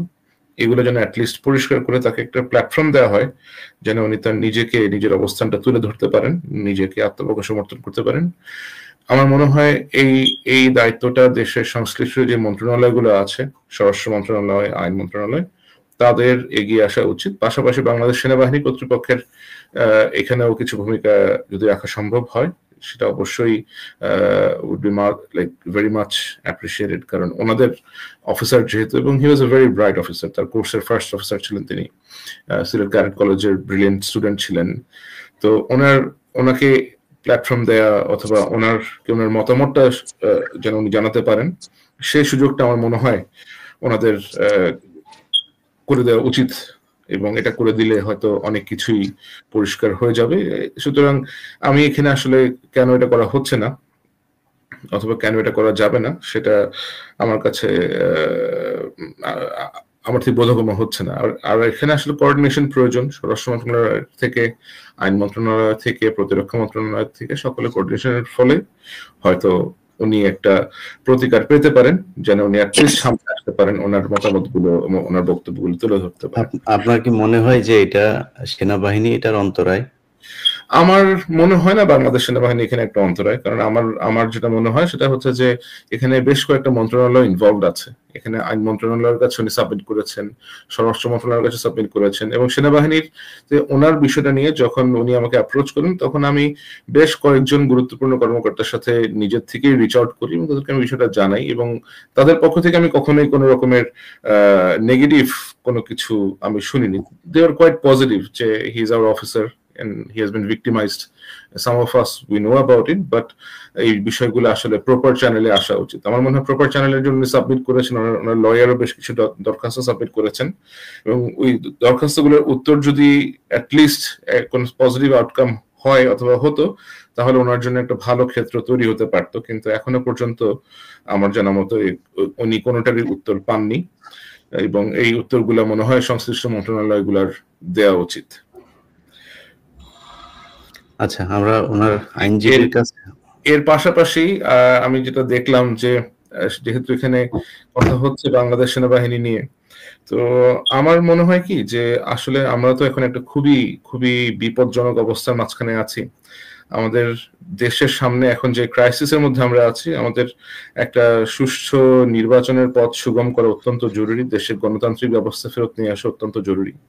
দেশে একটা যে অরাজক পরিস্থিতি বিদ্যমান, যে একটা সংকটজনক পরিস্থিতি চলছে, যে কোনো আইন কানুনের বালাই নাই, কেউ ম্যাক্সিমাম মানুষজন একটা অনিরাপদ অবস্থা অথবা অনিরাপত্তার মধ্যে আছেন। তো এই সবকিছু মিলিয়ে আমার যেটা ব্যক্তিগত অভিমত সেটা হচ্ছে যে আমরা সকলে মিলে দেশকে যেন সুপথে, একটা সঠিক পথে আমরা ধাবিত করতে পারি। এই কারণে সকল ভেদাভেদ ভুলে অ্যাটলিস্ট একটা জাতীয় নির্বাচনের ক্ষেত্র তৈরি করা, ইলেকশনের পরে যারাই সরকার গঠন করবে আমার মনে হয় তারা এতটা সুবিবেচক এর পরিচয় নিশ্চয়ই দিবেন যে সামরিক বাহিনী, প্রতিরক্ষা মন্ত্রণালয় এবং সার্বিক যে নিরাপত্তা ইনস্টিটিউশনগুলো আছেন সেগুলোকে রিফর্ম করা অথবা তাদের কিভাবে রিঅর্গানাইজ করা যেতে পারে সে সমস্ত দিকে আমার মনে হয় তারা নজর দিবেন। আমরা আসলে যেটা দেখছি যে বিভিন্নভাবে এই প্রতিষ্ঠানগুলোকে বিভিন্ন দিক থেকেই আসলে আক্রমণের শিকার হতে হচ্ছে, বিভিন্ন গণরোষের শিকার অথবা পাবলিকলি বিভিন্ন রকমের ভিলিফিকেশনের সম্মুখীন হতে হচ্ছে বিভিন্ন কর্মকর্তাদেরকে, এবং কোন রকম সাবস্টেন্সিয়াল এভিডেন্স ছাড়াই। আসলে আমার মনে হয় এটা আমাদের একটু কনসিডার করা উচিত যে আমরা আসলে যদি এই পথেই থাকি তাহলে আমরা কিন্তু একটা খুবই খুবই ফ্রাজাইল এবং খুবই নাজুক পরিস্থিতির দিকে অগ্রসর হতে যাচ্ছি আর কি। হ্যাঁ, তো আমার মনে হয় যে যাই হচ্ছে অ্যাটলিস্ট এখন এই দেশের মধ্যে যে অবস্থায় আছে, দেশের কিন্তু এই সেনাবাহিনীও যদি এখন তাদের হাল ছেড়ে দেয় তাহলে কিন্তু আমাদের সোশ্যাল যে স্ট্রাকচারটা আছে, আমাদের যে সামাজিক একটা নিরাপত্তা ব্যবস্থা আছে, আমাদের যে সিকিউরিটি ইকোস্ফিয়ার আছে, সবকিছুই বেসিক্যালি কলাপস করবে, যেটা অলরেডি কলাপস করার সম্মুখীন হয়ে আছে এখন। সুতরাং আমার মনে হয় সকলে সুবিবেচকের পরিচয় দিবেন এবং যেটা দেশের জন্য, দেশের মানুষের জন্য উপকারের সেটাই যেন হয়, সেটাই যেন আমরা বিবেচনায় রাখি। আসলে এখানে আমার ব্যক্তিগত মতামত, আমাদের কারো ব্যক্তিগত মতামত অথবা কোনো প্রাতিষ্ঠানিক মতামত আমার মনে হয় গুরুত্ব পেতে পারে না। সবার আগে দেশের স্বার্থ, জনগণের স্বার্থ, যেটাতে দেশের মঙ্গল নিহিত, আমার মনে হয় আমাদের সকলের সে পথেই হাঁটা উচিত বলে আমার কাছে মনে হয়। আপনাকে ধন্যবাদ। Thank you. আমরা জিয়াউল হকের আলোচনাতেই যেহেতু আছে, যে কারণে সেনাবাহিনীর বিষয় নিয়ে বিতর্কে গেলে অনেক বিতর্ক চলে আসবে, সেই প্রশ্নে না গেলাম। আমরা ওনার আইনজীবীর কাছে জেনে আসি যে ইলিয়াস ভাই একটু ইন্টারাপ্ট করি, মানে আমি অ্যাকচুয়ালি আমার মানে হাফ এন আওয়ার পরে একটু কাজে যেতে হবে, যদি আপনি একটু সম্মতি জানিয়ে আপনার বক্তব্যটা কিছু জানান। জি বলেন। আসসালামু আলাইকুম। প্রথমে ধন্যবাদ জানাই। আমি অ্যাকচুয়ালি জিয়া আমার ক্যাডেট কলেজের ছোট ভাই, এখানে খিজির হায়াত খানও আছেন। আমি যখন প্রথমে অ্যাকচুয়ালি আমার যে সমস্ত সোর্স আছে আমি জেনেছিলাম যে অ্যাকচুয়ালি জিয়া জীবিত আছে কিনা, এটা আই ওয়াজ নট কনফার্ম। যখন আমি জিনিসটা জানলাম তখন আমি চেয়েছিলাম কনফার্ম হওয়ার জন্য। তো খিজির হায়াত তার ছিল close friend, so we had a joint meeting, then we confirm that Zia জীবিত আছে। এরপর আমি অ্যাকচুয়ালি জিয়ার সাথে কনসার্ন হওয়ার পরে আমি জেনারেল ওয়াকারের কাছে আমার একটা ব্যাকডোর চ্যানেলে আমি পৌঁছার চেষ্টা করলাম যেন জিয়ার ব্যাপারে সেনাবাহিনীর মতামত কি জানার জন্য। প্রথমে যিনি জেনারেল ওয়াকারের কাছে পজিশনটা নিলেন, আমাকে জাস্ট ব্যাক করলেন যে উনার কোনো মতামত নাই, উনি কথাটা শোনার পরে গম্ভীরভাবে আর কোনো উত্তরই দেন নাই। আচ্ছা, এই গেল। এর পরবর্তীতে আবার আমি বললাম, আবার একটু ইয়া করলাম যে কি হয়েছে অ্যাকচুয়ালি। বলতেছে যে এই জঙ্গি রিলেটেড ব্যাপারে যত কেস আছে, এই জঙ্গি রিলেটেড কেস তারা প্রপার ইয়া ছাড়া যাবে না, মানে প্রপার আদালতের মাধ্যমে, যে জিনিসটা ওই যে আসিফ নজরুল যিনি বলেছেন, হাসিন স্যার যেটা বলেছেন এটার মতো। বাট আমি বললাম যে ঠিক আছে, যদি জঙ্গি এটা নিয়ে এতই হয় তাহলে আমরা তো দেখলাম যে মেজর হেলাল সেও আমার ক্যাডেট কলেজের ছোট ভাই, তারপর সুবাইল, এদের কেসটা তো সলভ হচ্ছে। তো ওইটা যদি আমরা ধরে নিই যে কেসটা সাজানো হয়েছিল যে তারা একটা বম সেট করছিল, এটা সন্ত্রাসী কার্যকলাপ, এইটাও তো জঙ্গি, তাহলে এইটা তোমরা সলভ করতেছো, এইটা করতেছো না, এটার কোনো অ্যান্সার নাই। তারপরে আমি যখন এটা নিয়ে ডিসকাস করলাম আরো, যে আমাদের মধ্যে অ্যাকচুয়ালি যে অনেকেই আমরা সবাই রিটায়ার করে ফেলেছি, কিন্তু একমাত্র জিয়ার সুযোগ আছে সেনাবাহিনীতে রিস্টেট করার অ্যাকর্ডিং টু কনস্টিটিউশন। সে এখন আসছে হচ্ছে ডেজার্টার হিসাবে, সে ইচ্ছা করলেই সেনাবাহিনীর কাছে সারেন্ডার করতে পারে, কিন্তু এই সারেন্ডার করার পরেও যে কনসিকুয়েন্স হবে এটার একটা উদাহরণ আমরা সবাই জানি যে ব্রিগেডিয়ার বাড়ি স্যার ডেজার্ট অবস্থায় ছিলেন। উনি যখন ক্যান্টনমেন্টে গিয়েছেন মাস 5 বা 6 আগে, উনি সারেন্ডার করেছেন এবং উনাকে হি ওয়াজ টেকেন ইনটু কাস্টাডি, এবং হি ওয়াজ ইন মানে অফিসারদের ক্ষেত্রে যেরকম অফিসার্স মেসেজ করা হয়, কাস্টাডি করা হয়েছে, উনাকে কোর্ট মার্শাল করেছে এবং কোর্ট মার্শাল ওনাকে চাকরিচ্যুত করেছে। এটা হচ্ছে একটা স্ট্যান্ডার্ড। আরেকটা স্ট্যান্ডার্ড হচ্ছে আরেকজন অফিসার 111 এর পরই, আমি তার নাম বলতেছি না, সেও দেশ থেকে চলে গেছে। সে গেছে, যাওয়ার পরে তাকে সমস্ত সুযোগ সুবিধা দিয়ে র্যাঙ্ক দিয়ে রিটায়ারমেন্ট। তো এই যে ডাবল স্ট্যান্ডার্ডটা, এই স্ট্যান্ডার্ডটা হচ্ছে এই কারণেই যে যারা পাবলিকলি কথা বলে তাদের জন্য এক ধরনের নাই জেনারেল ওয়াকারের, আর যারা কথা বলেন তার নামটাকে একটু বলা যাবে? তার নামটা জানতে পারলে একটু ভালো হয়। আমি পরবর্তীতে ইনবক্সে জানাবো, কারণ আমি এখানে পাবলিকলি, যেহেতু সে মানে actually he is a high profile military অফিসারের কোর্সমেট, তার সাথে কথা বলার পরে আগে সে অনলাইনেও কথা বলতো, ওটা কথা বলা বন্ধ করে দিয়েছে। আমি এটা পরবর্তীতে বলবো, আমি এখানে পাবলিকলি তার নামটা বলতে কর্নেল শহীদ সাহেব নাকি?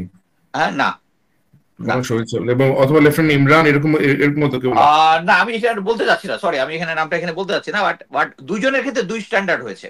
আচ্ছা এখানে পরবর্তীতে আমি যখন দিলাম তারা একটাই বলতেছে যে সে যেহেতু জঙ্গি, এই জঙ্গিদের সময় এটা নিয়ে জেনারেল ওয়াকার কোনো ডিসিশন নেবেন না। ওয়াইরাস সেম জিনিসটা যেটা হাসিন স্যার বললো যে আসিফ নজরুল কাছে যাওয়ার পরে বলছে এই জঙ্গি রিলেটেড ওয়েস্টের ভিন্ন ধারণা আছে। বাট আমার কথা হচ্ছে আমার দেশের নাগরিক, আমার দেশের মিলিটারি অফিসার ওয়েস্ট কি বললো জঙ্গিরা না ধরলে এটা আমরা কেন কেয়ার করব? আমার কথা হচ্ছে এই সিচুয়েশনটা আমি যেটা বুঝেছি সেটা হচ্ছে যে মেজর জিয়া যদি এখন দেশে এসে সারেন্ডার করে, it will be big embarrassment for military এবং জেনারেল ওয়াকার। জেনারেল ওয়াকারের কয়েকজন টপ ডিপুটি এই জিয়া অপারেশনের সাথে জড়িত। জিয়া গিয়ে ওদের নামটা বলবে, নামটা বললে সাথে সাথে এটা একটা যেহেতু একটা হট আইটেম, এটা নিয়ে মিডিয়াতে আসবে এবং হি উইল বি এম্বারাস, এবং ওই অফিসার গুলোকে তাকে কাস্টাডিতে আনতে হবে। সো এই কারণে আমি যখন ইনফরমেশন চাচ্ছি বা আর কেউ চাচ্ছে তাদেরকে ভয়ভীতি প্রদর্শন করা হচ্ছে, এমন একটা ভাব যে ও আসলেই কিছু একটা হবে। সো জিয়াকে অ্যাকচুয়ালি নিরুৎসাহিত করা হচ্ছে আসার জন্য, এটা আমি মনে করি। তবে আমি সেটাও মনে করি যে এখন জিয়ার যাওয়া উচিত না, কারণ ব্রিগেডিয়ার বারিসারের যে কেসটা এটা দেখে আমি ক্লিয়ারলি বুঝতে পারতেছি যে ওকে আসলে ওকে সেম কাস্টাডিতে রাখা হবে এবং এটার একটা দীর্ঘসূত্রিতা এমন একটা সিচুয়েশন করবে যে ওরে দোষী বানায় শেষ পর্যন্ত না জেলে দিয়ে যায়, আমার যেটা সন্দেহ আর কি। সো আমার যে স্ট্যান্ড পয়েন্ট সেটা হচ্ছে মেজর জিয়া হচ্ছে আমরা যারা হাসিনা বিরোধী আন্দোলনে করেছিলাম, দেশের জনগণ করেছিল, he is the first man, বাংলাদেশের প্রথম নাগরিক যে সশস্ত্র একটা সংগ্রামের স্বপ্ন দেখেছিল। স্বপ্নটা ফেল হইতে পারে, but he is the man যে এই গভর্নমেন্টের এগেইনস্টে প্রথম দাঁড়িয়েছিল। সো এই মুহূর্তে আমরা তার পাশে, পুরো দেশেরই তার পাশে দাঁড়ানো উচিত। আমরা জানি যে রাওয়া মিলিটারি একটা ইম্পর্টেন্ট প্ল্যাটফর্ম। আমরা দেখেছি যখন মেজর সিনা কেসে রাওয়াতে আমরা ভোকাল ছিলাম, তখন সরকার অ্যাকচুয়ালি এটার এগেইনস্টে স্ট্রং পদক্ষেপ নিতে বাধ্য হয়েছে। রিসেন্টলি আমরা দেখলাম যে মেজর জাহিদ নিয়ে এখন যে রাওয়ার প্রেসিডেন্ট আছে হক স্যার, জাহিদের ব্যাপারে স্ট্রং একটা স্ট্যান্ড নেওয়ার চেষ্টা করতেছে। দিস ইজ গুড, বাট আমি এইটাও জানি যে কেন নিতে হচ্ছে, কারণ এই জাহিদকে মারার পিছনে সব পুলিশ, মিলিটারি নাই। কিন্তু জিয়ার পক্ষে হচ্ছে, জিয়ার এগেস্টে যারা আছে, যারা অ্যারেস্ট করেছে, এটা সমস্ত হচ্ছে মিলিটারি। সো এইখানে আমরা মনে হয় যে আমরা লিগাল পয়েন্ট অফ ভিউ এর পাশাপাশি, লিগাল পয়েন্ট যেটা সার্ভার স্যার পরবর্তীতে এক্সপ্লেন করবেন, আমাদের উচিত রাওয়াতে একটা স্ট্রং স্ট্যান্ড নেওয়া এবং রাওয়া হক স্যারকে বাধ্য করা এই ব্যাপারে মেজর জিয়ার কেসটা জেনারেল সেনাপ্রধান যেন আনার পরে এই জিনিসটা একটা সমাধান করেন। এবং জিয়ার যে কেস যে জিনিসটা আছে এটা আমরা সবাই জানি, ওনার মতামতটা নেওয়ার জন্য আমি মনে করি যে হক স্যার এটার জন্য একটা পারফেক্ট হবেন, বাট আমি জানি না উনি কতটুকু করবেন। বাট এটাই শেষে আমি একটু কয়েকটা কথা এখানে বলতে চাই, যেহেতু আপনি চলে যাবেন। তো আমার এখানে কয়েকটা পয়েন্ট একটু আছে। এক নম্বর আমি যেটা তুলতে চাই আর কি, যে মেজর জিয়া উনি যখন এই ঘটনার সাথে যুক্ত হন, তার আগে উনি বেশ কিছু ইমেল সেন্ড করেছিলেন, যে ইমেল গুলোতে উনি বিপ্লবের জন্য অথবা সামরিক অভ্যুত্থানের জন্য ডাক দিয়েছিলেন বিভিন্ন অফিসারদেরকে, বিভিন্ন খান থেকে উনি একত্রিত হওয়ার জন্য বলেছিলেন।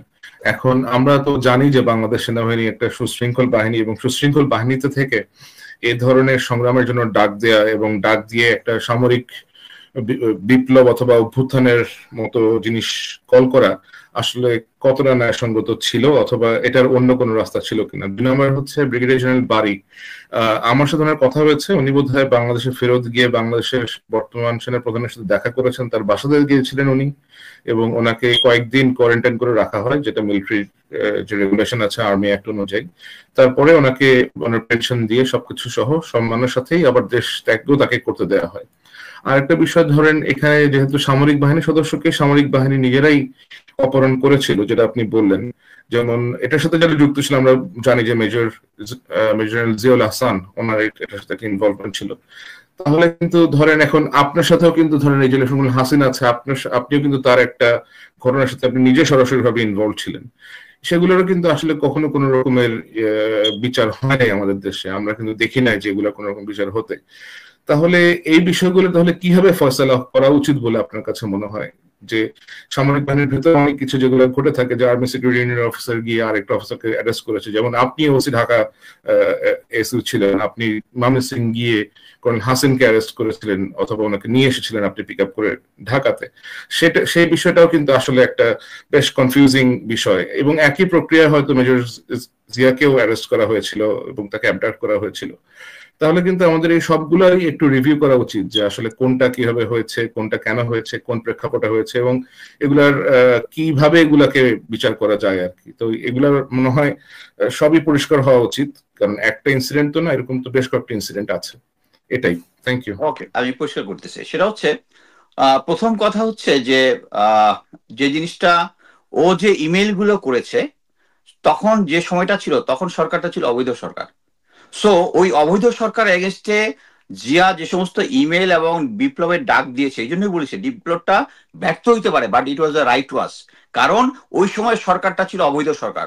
অবৈধ সরকারের এগেনস্টে আমরা কেউ দাঁড়াইতে সাহস পাই নাই, বাট সে ওখানে দাঁড়িয়ে থাকতে 2008 ইলেকশন কিন্তু আসলে ইট ওয়াজ একসেপ্টেড ওয়াইডলি, এবং এটা নিয়ে কেউ তখন তেমন কোন রকম প্রশ্ন তুলে নাই। It was a legitimate government in 2008, legitimate Awami League government যে 2008 সালে ইলেকশনটা জিতে আসে, এটা একটা ইন্টারন্যাশনালি বলেন, বিএনপির তরফ থেকে বলেন, সকলেই কিন্তু এটাকে একসেপ্ট করে নেয়। সুতরাং এটাকে ইলেজিটিমেট বলার কিন্তু আসলে কোনো সুযোগ নাই আর কি। সুযোগ নাই, বাট কথা হচ্ছে এটার মধ্যে 111 এর সরকার জেনারেল মঈনুল আহমেদ এবং তারা আগের থেকে প্ল্যান করেছিল যে আওয়ামী লীগ গভর্নমেন্টকে তারা নিয়ে আসবে। এটা সবাই অ্যাকসেপ্ট করে নেওয়া হয়েছে, তার মানে এটা রাইট। আমি এটা মনে করি না, এবং জিয়াও হয়তো এটা মনে করে নাই।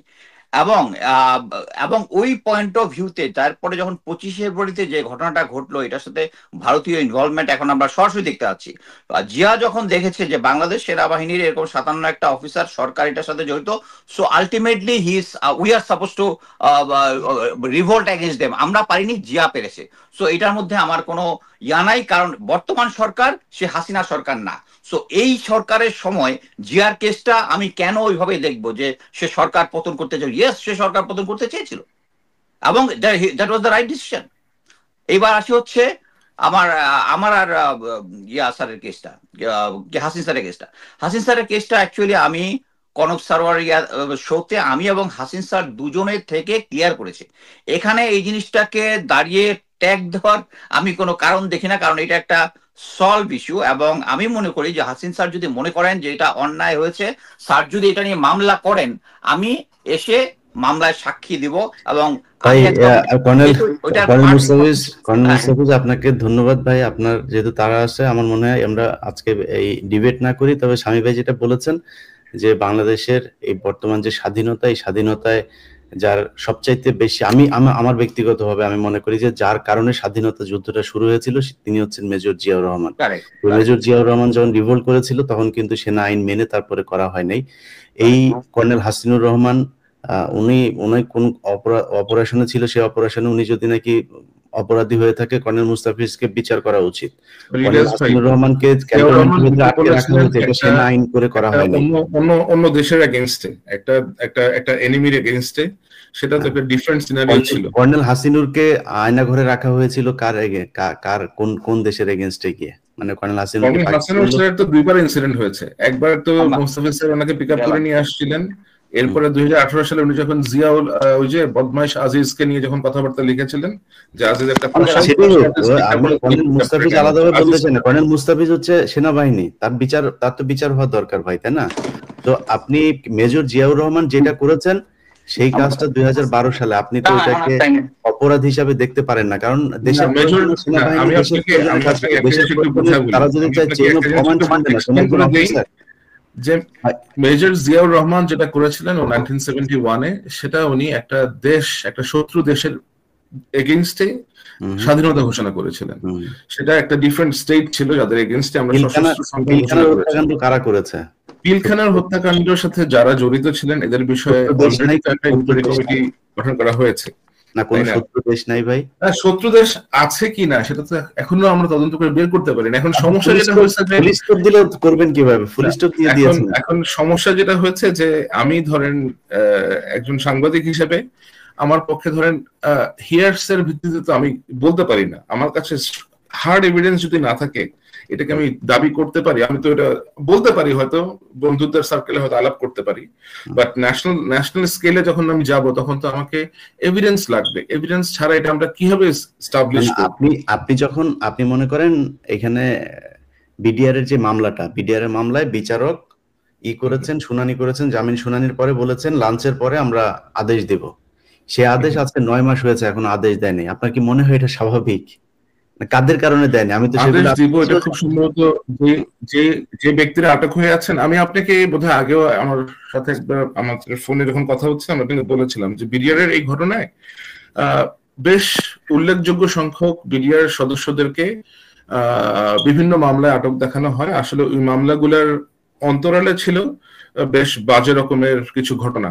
বিডিআর এর তখনকার ঘটনায় বেশ উল্লেখযোগ্য সংখ্যক সামরিক কর্মকর্তা এবং তাদের পরিবারের সদস্যদেরকে ধর্ষণের মতো অপরাধ করা হয় এবং বেশ বাজে রকমের ধর্ষণের কিছু ঘটনা ঘটে, এবং তাদের সম্মান রক্ষার্থে বিডিআর এর ওই সদস্যদেরকে তখন ধর্ষণ মামলায় অভিযুক্ত না দেখিয়ে অন্য মামলায় তখন তাদেরকে অভিযুক্ত করা হয়, এবং তারা এখনো সেই মামলাতে বোধহয় আছেন। আমি এমনটাই জানি, আমাকে যেমনটা বলা আমি হয়েছে, অথবা আমি যেখান থেকে জেনেছি এখানে যারা ছুটিতে 9 দিনের ছুটিতে তিনি কক্সবাজার ছিলেন, এরকম বিডিআর এর লোকও এই ইয়েতে আছেন, এবং এটাই কমিশন।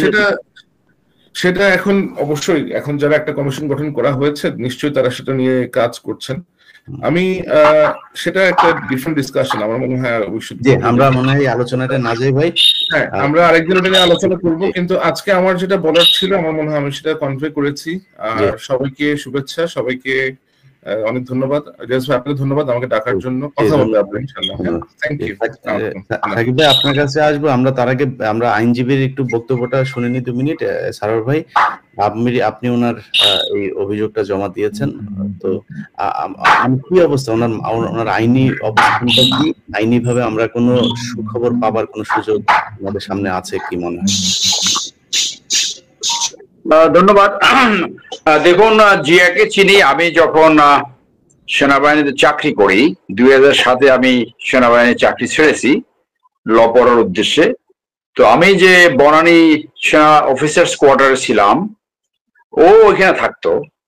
তো ওর ফার্স্ট ওয়াইফ যখন এক্সপায়ার করে আমি ওই জানাজায় শরিক হয়েছি, তখন থেকে ওকে আমি চিনি, এবং ওর সম্বন্ধে তখন থেকে আমার একটা আগ্রহ ছিল অ্যাজ এ ইয়াং অফিসার এবং ব্রিলিয়ান্ট অফিসার। সো আমি ওর ইভেন্ট গুলা ফলো করছিলাম।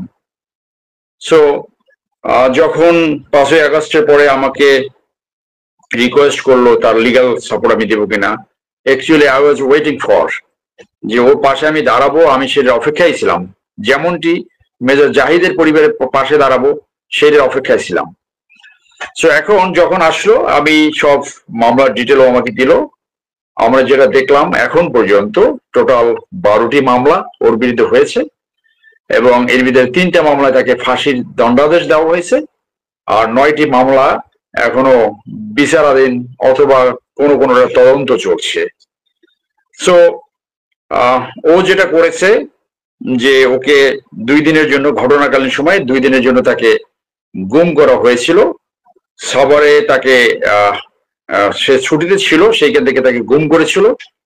অত্যন্ত বুদ্ধিমত্তার সাথে সে এই কিডন্যাপারদের হাত থেকে সে নিজেকে রক্ষা করেছে, কারণ ও বুঝতে পেরেছিল যে তাকে হত্যা করা হতে পারে, এবং এটার পিছনে এইটা পরিপূর্ণভাবে রয়ের পরিকল্পনা এটা করা হয়েছে। আমি এবারে কনভিন্সড। কেন এই কথা বললাম, যে যখন ওর আবেদন নিয়ে আমরা যখন মিডিয়া ব্রিফিং করলাম, যখন পত্রিকা আসলো, তখন ইন্ডিয়ায় একটা লিড নিউজ হলো যে জঙ্গি মেজর সৈয়দ জিয়াকে মুক্তি দিচ্ছে, এবং ওই নিউজটার কারণে বোধহয় আমাদের স্বরাষ্ট্র মন্ত্রণালয়, সশস্ত্র বাহিনী, অন্য সংশ্লিষ্ট সবাই বোধহয় ওই কারণে ভয় পেয়ে গেছে। কারণ পরিস্থিতি এমন দাঁড়িয়েছে যে ইন্ডিয়ার বিপক্ষে কেউ যেতে চায় না, ইনক্লুডিং দিস ইন্টারিম গভর্নমেন্ট। তারা এখন ইন্ডিয়ান প্রীতি করতে চাচ্ছে বলে আমার ব্যক্তিগতভাবে ধারণা সৃষ্টি হয়েছে। সো যখন মামলা প্রত্যাহারের জন্য কমিটি করলো, 9টি মামলা আমরা প্রত্যাহারের জন্য আবেদন করলাম।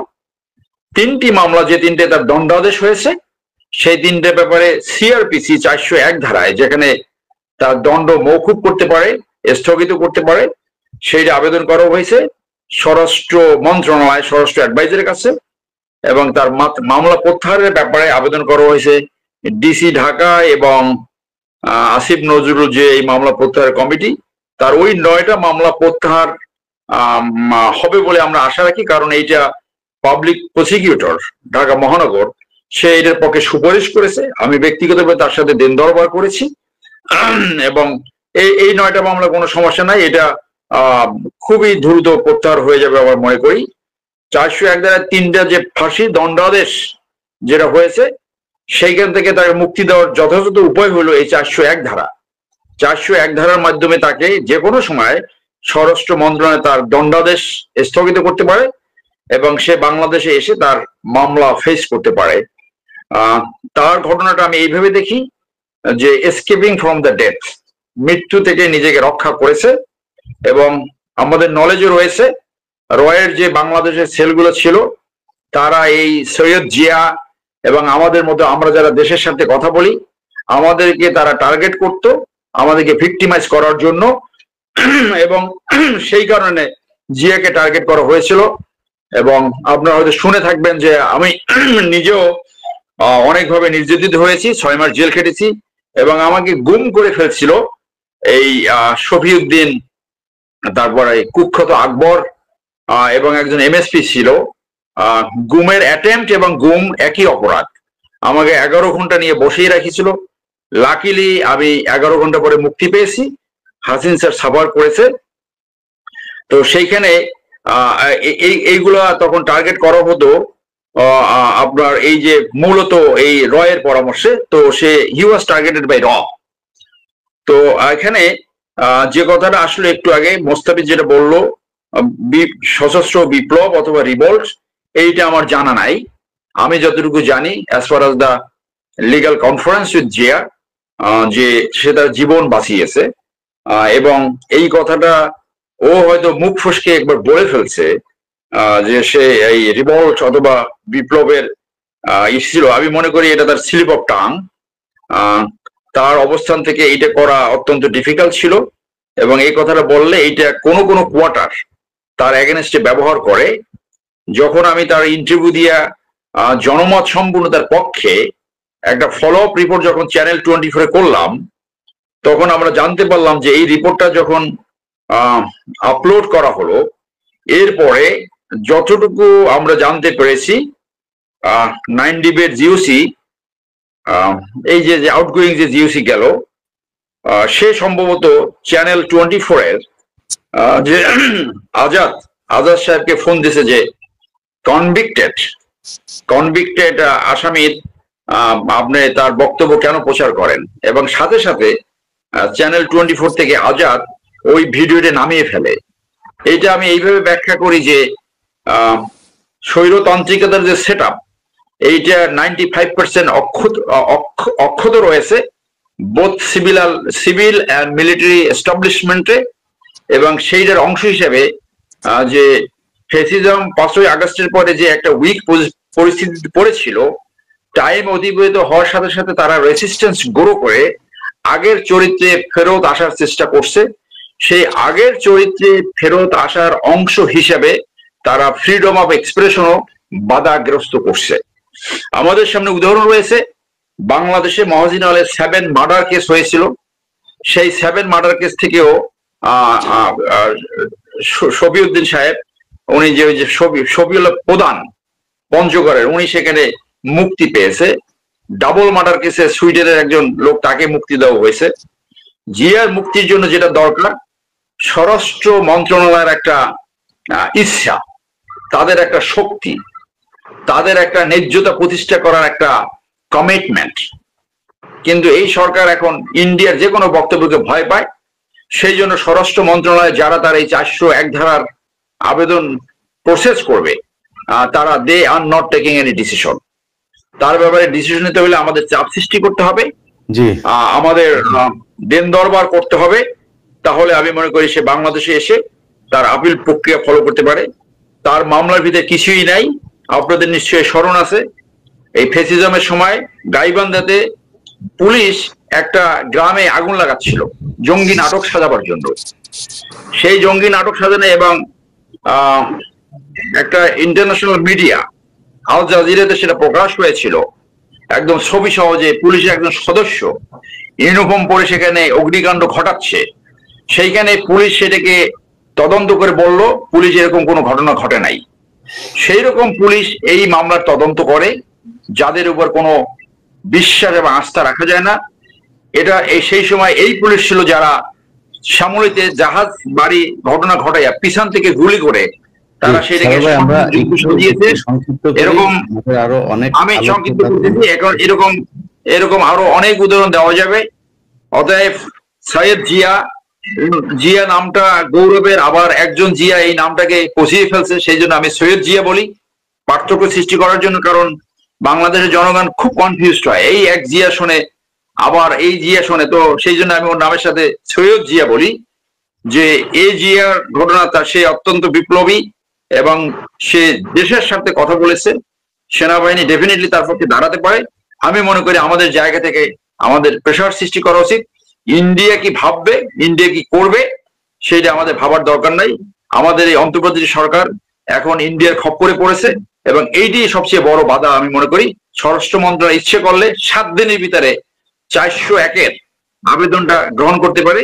এই 401-এর সিআরপিসি এইটা যখন ব্যবস্থা নিচ্ছে না, ইন দ্য মিন টাইম জিয়ার পক্ষে আমরা আরেকটা আবেদন করছি 25শে আগস্ট, সেটা প্রধান উপদেষ্টা বরাবর টোটাল 10 জনকে দিয়েছি। সেনাপ্রধানকে সেখানে দেওয়া হয়েছে, জেনারেল জাহাঙ্গীরকে দেওয়া হয়েছে, আসিফ নজরুল সাহেবকে দেওয়া হয়েছে। আমরা আশা করি তারা এটার উপর একটা ব্যবস্থা নেবে। না নিলে এখানে আমাদের সিনিয়র অফিসার আছে, আমরা মনে করি যে একটা চাপ সৃষ্টি করার জন্য যা যা করা সেটা আমাদের করণীয় করা উচিত বলে আমি মনে করি। ধন্যবাদ ব্যারিস্টার সারওয়ার। আমার বিশ্বাস যে আপনি আইনি তার যে সহায়তা সেটা সফলভাবেই দিয়ে যাচ্ছেন এবং একটা সফলতার মুখ আমরা দেখবো। জনাব সাকিব আলী ভাই, আমার খুব প্রিয় একজন মানুষ। এই বছর যারা এখন বিভিন্ন জায়গায় ভালো ভালো জায়গায় বসে আছে, এমনকি আমি সত্যি কথা বলি আমি খুব মনে করেছিলাম যে এই সরকার বোধহয় সাকিব ভাই ওনাকে হয়তো পররাষ্ট্র উপদেষ্টা হিসাবে নিয়োগ দেবেন। আমি একদম শুরুর দিকের কথা বলছি। তো ওনার মতো একজন দেশপ্রেমিক এবং দেশের প্রচন্ড খারাপ সময়ে ওনার নিজের ছেলের উপরেও নির্যাতন করা হয়েছে। কনক ভাইয়ের সাথে ওনার খুব ভালো সম্পর্ক। আমি ওনার সাথে যখন কথা হইতো কনক ভাইয়ের পাশে দাঁড়ায় অনেক কথা শুনতাম। তো এইরকম একজন মানুষকে মূল্যায়ন করা হয় নাই। আমরা এটা খুব অবাক হয়েছি, এই বিষয়টা জানিয়ে রাখলাম আর কি। সাকিব ভাই, আপনার প্রতি কৃতজ্ঞতা। আপনি যা করেছেন এটা নিশ্চয়ই আপনি কারোর কাছ থেকে কোনো কিছু পাওয়ার জন্য করেন নাই, এই দেশের জন্য করেছেন। দেশ এবং আল্লাহ আপনাকে সেই প্রতিদান অবশ্যই সম্মান আপনাকে একদিন দেবেন। সাকিব ভাই, আমরা আজকের আলোচনা হচ্ছে মেজর জিয়াউল হক, সৈয়দ মোহাম্মদ জিয়াউল হক, ওনার এই বিষয়ে আলোচনা করছিলেন। আপনার কাছে কি মনে হয় কিনা যে এটাকে ইচ্ছাকৃতভাবে আটকে রাখা হয়েছে, একটা কমপ্লিকেশন তৈরি করার চেষ্টা করা হচ্ছে? আমি জি ধন্যবাদ আপনাকে, আপনি ফর কাইন্ড ওয়ার্ডস আপনি বলছেন, আপনার থ্যাংক ইউ। আমি খালি কয়েকটা কথা বলি, খুব তাড়াতাড়ি বলি কারণ এখানে অনেকে আছে, আমি সময় নিতে চাই না। এক হচ্ছে যে ব্রিগেডিয়ার আজমি যেটা বললেন বা জুলকারনাইন সাহেব যেটা বললেন, আমার কাছে মনে হয়েছে উনাদের এগেইন উনারা বলছেন যে উনারা হেয়ারসে শুনতে রাজি না, উনারা এভিডেন্স চান। আমি 2 দিন আগে আজকেই দেখতেছিলাম যে ওখানে কর্নেল হাসিন ছিলেন, গুম কমিশনে একটা ইউটিউবে একটা ভিডিও দেখতেছিলাম, সেখানে বসেছিলেন আদিলুর রহমান খান সাহেব, সেখানে ছিলেন